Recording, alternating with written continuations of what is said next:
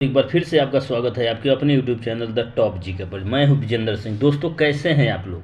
आशा करता हूं अच्छे होंगे, मस्त होंगे या तंदुरुस्त होंगे। अब बिहार पुलिस की तैयारी में आप लोग लगे होंगे जोर शोर से। दोस्तों, जैसे कि आप लोग जानते हैं कि बिहार पुलिस घटना चक्र पूर्वावलोकन जो 2023 में जो नई बुक आई है, उस बुक से प्रीवियस ईयर के प्रश्नों को हम रिवीजन कर रहे हैं।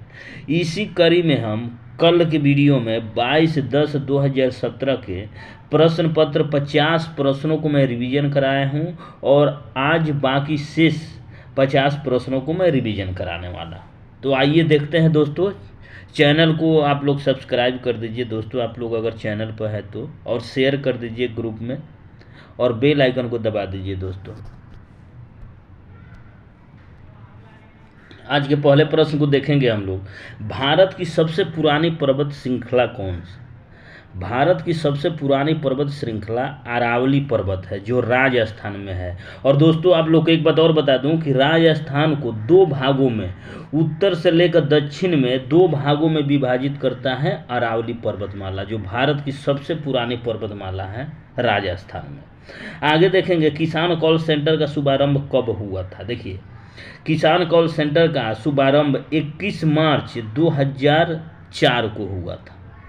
2004 को हुआ था।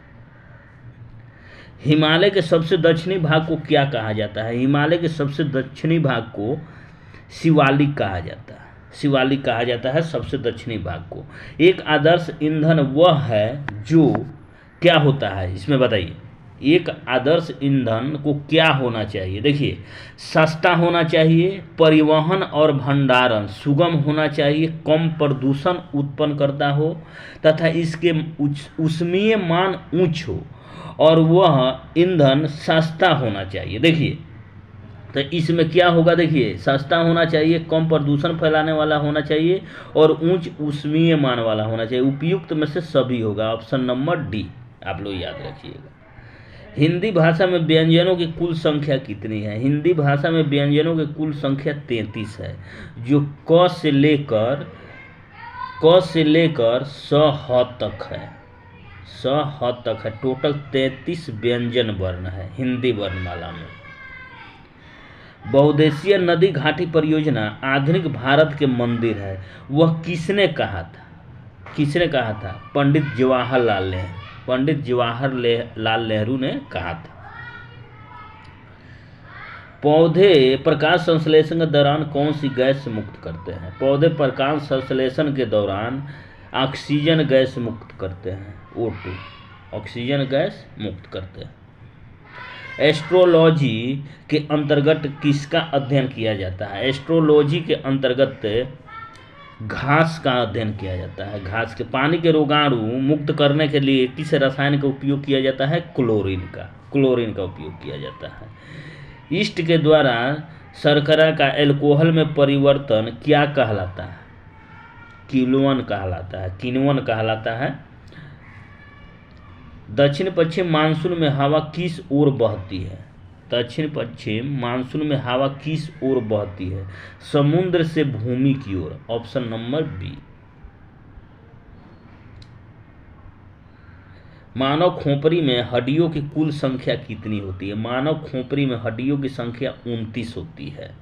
29 होती है, जिसमें 6 हड्डी कान के लिए होती है, 8 हड्डी कपाल के लिए होती है और 14 जो हड्डी होती है, 14 हड्डी होती है वो फेशियल के लिए होता है, चेहरा के लिए होता है। तो ये कितना हो गए? 14 नहीं, 9 हड्डी होती है चेहरा के लिए, 9 हड्डी होती है। ठीक है, खोपड़ी के लिए होती है, खोपड़ी के लिए 9 हड्डी होती है। देखिए, 9 6 15 और 14 29 हो जाए।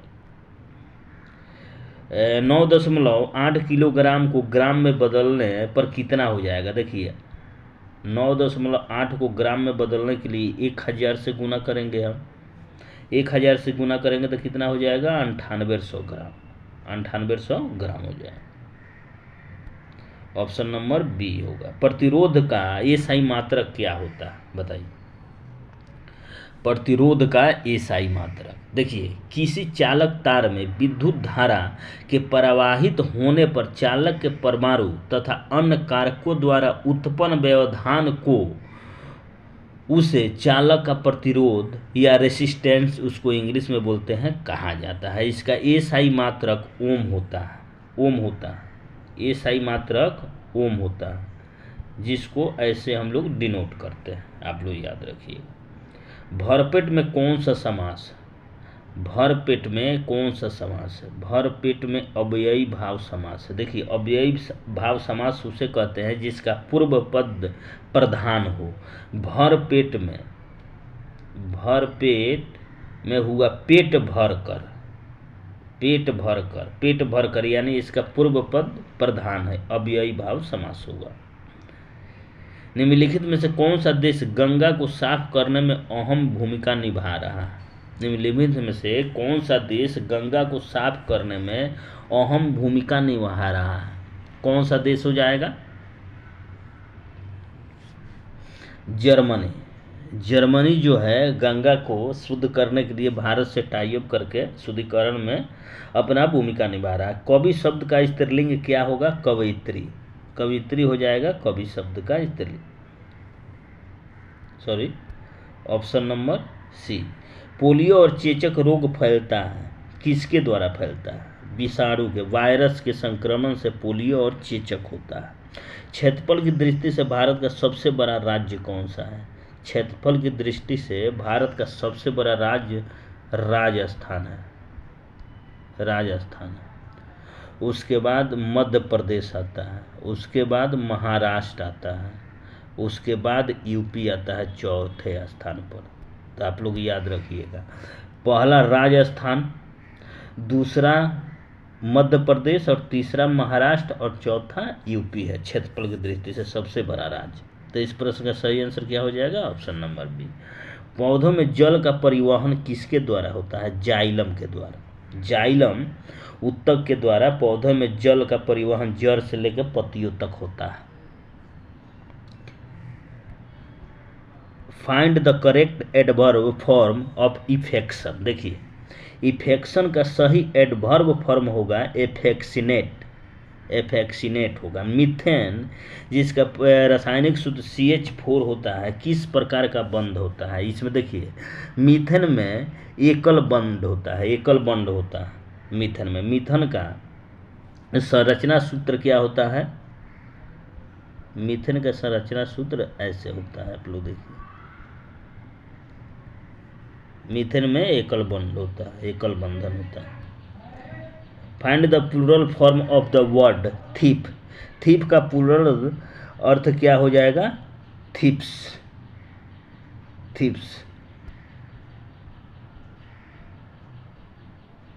किसी व्यक्ति के पास 2000 रुपये हैं, यदि वह इनमें से 300 रुपये खर्च करता है तो वह कितने प्रतिशत खर्च करता है? देखिए, प्रतिशत खर्च निकालेंगे इसको, 300 रुपया, 300 रुपया कितना? 2000 में खर्च करता है। तो इसका परसेंटेज 2 एक कटा है, 2 इधर कटा, 1 इधर कटा, 2 से 30 को 15 बार में कितना प्रतिशत? 15% खर्च करता है। यदि एक वस्तु को 1000 रुपये में खरीद कर 1200 रुपये में बेचा जाता है तो लाभ कितना होगा? देखिए, 1000 में खरीद कर 1200 में बेचा जाता है तो 200 रुपया हुआ। 200 कितने पर? 1000 पर। 1000 रुपये क्रय मूल्य है, तो इसको काटेंगे कितना? 20% लाभ होगा। ऑप्शन। निम्नलिखित में से कौन सा अरब सागर में स्थित द्वीप समूह है? देखिए, लक्षद्वीप जो है अरब सागर में स्थित है। ऑप्शन नंबर बी होगा। जो केंद्र शासित प्रदेशों में सबसे छोटा प्रदेश है, जिसकी राजधानी करावती है। बस के अचानक रुक जाने की स्थिति में बस में सवार यात्री आगे की ओर झुक जाते हैं। ऐसा न्यूटन के किस नियम को चलते होता है? देखिए, न्यूटन के गति के प्रथम नियम के चलते यह होता है। न्यूटन के प्रथम गति नियम को जड़त्व का नियम भी कहा जाता है। देखिए, न्यूटन के प्रथम गति नियम को जड़त्व का नियम भी कहते हैं। गति की जड़ता के कारण बस में सवार व्यक्ति बस की गति की दिशा में समान रूप से गतिशील होता है और अचानक उस बस के रुकने से वह आगे की ओर झुक जाता है। आप लोग याद रखिएगा, किसके कारण होता है? जड़ता के कारण होता है। गति के जड़ता के कारण अचानक व्यक्ति आगे की ओर झुक जाता है बस को रुकने पर, जो न्यूटन के प्रथम गति नियम के अनुसार है। राम ने एक साइकिल 1000 रुपये में खरीद कर 1300 रुपये में बेच दी, उसे कितने प्रतिशत का लाभ हुआ? देखिए 1300 रुपये में बेच दिया, 1000 में खरीदा, तो टोटल मुनाफा कितना हुआ? 300 रुपया। 300 रुपया हुआ कितने पर? 1000 पर। उसका क्रय मूल्य कितना था? 1000। इसको काटेंगे कितना हो जाएगा? 30% लाभ हुआ। कितना? 30%। Option number C. निम्नलिखित में से किसमें साइट्रिक प्रचुर मात्रा में साइट्रिक एसिड प्रचुर मात्रा में पाया जाता है? देखिए साइट्रिक एसिड सिरका, नींबू, ये सब में साइट्रिक एसिड पाया जाता है। और दही में क्या पाया जाता है? लैक्टिक एसिड या विद्युत। परिधि शब्द का समानार्थी क्या है? परिधि शब्द का समानार्थी परिमाप होता है। परिमाप होता है। निम्नलिखित में से कौन सी नदी अरब सागर में गिरती है? देखिए दोस्तों, नर्मदा और ताप्ती नदी भारत की 2 नदियां हैं जो अरब सागर में गिरती है, तो ऑप्शन का अनुसार ए हो जाएगा। और बाकी महानदी गोदावरी और कावेरी बंगाल की खाड़ी में गिरती है। आगे देखेंगे, फ़ारेनहाइट पैमाने का पाठ्यांक सेल्सियस पैमाने के किस तापमान पर 5 गुना होता है? 5 गुना होता है। जैसे मान लीजिए 5 गुना होता है, तो इसमें मैं माना कि सेल्सियस पैमाना x डिग्री है और फ़ारेनहाइट पैमाना प्रश्न से 5x डिग्री हो जाएगा, क्योंकि 5 गुना है। 5x डिग्री हो जाएगा। तो इसका सूत्र क्या होता है? फ़ारेनहाइट को सेल्सियस में बदलने के लिए C/100 बराबर F-32/180। यह फार्मूला आप लोग याद कर लीजिएगा। 180 सॉरी, C/1000 बराबर F-32/180। 180। तो देखिए C के जगह पर हम x रखेंगे, क्योंकि x डिग्री माने हैं, और F के जगह पर 5x रखेंगे। देखिए इससे इसको हम काटेंगे, 5 दूना 10 और 9 दूना 18। 9 से इधर x में हम गुना करेंगे तो 9x बराबर 5 से 5x में गुना हो जाएगा तो 25x हो जाएगा। बराबर ये कितना हुआ? 32 जो है, 32 को 5 से गुना करेंगे तो 160 आ जाए। देखिए इसको घटाएंगे, 9x और 25x को घटाएंगे तो हो जाएगा 16x। 16x बराबर 160, तो x बराबर कितना हो जाएगा? 10 डिग्री। 10 डिग्री हो जाएगा। इस प्रश्न का सही आंसर क्या हो जाएगा? Option number A, 10 degree.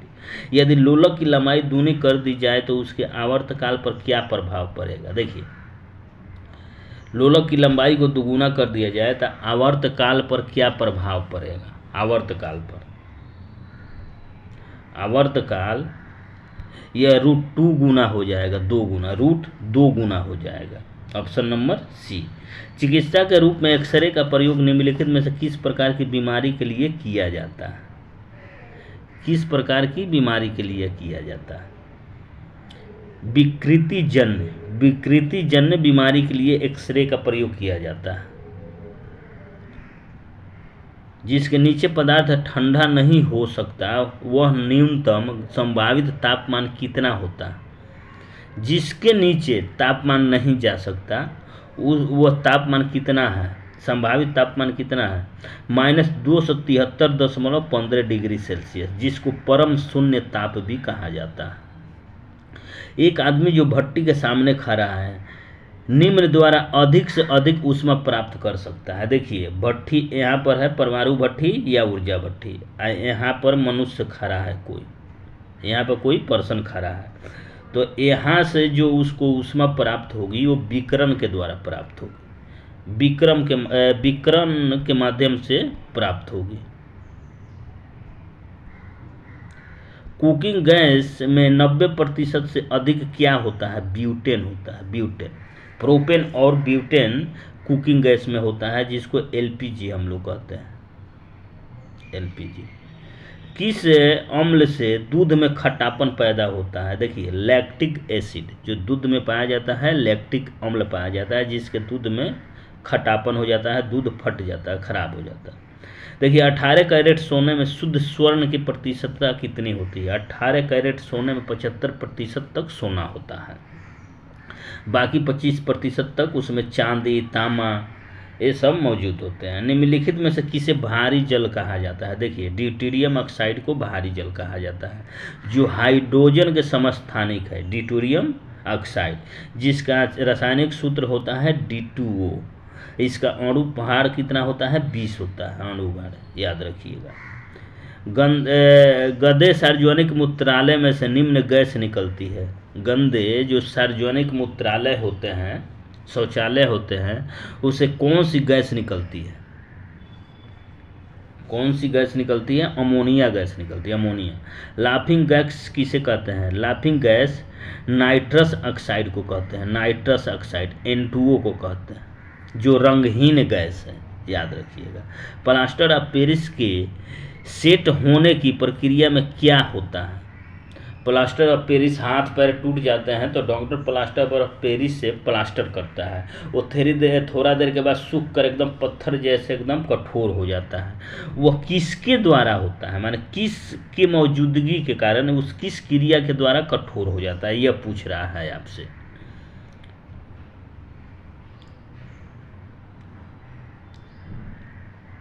किसके द्वारा होता है?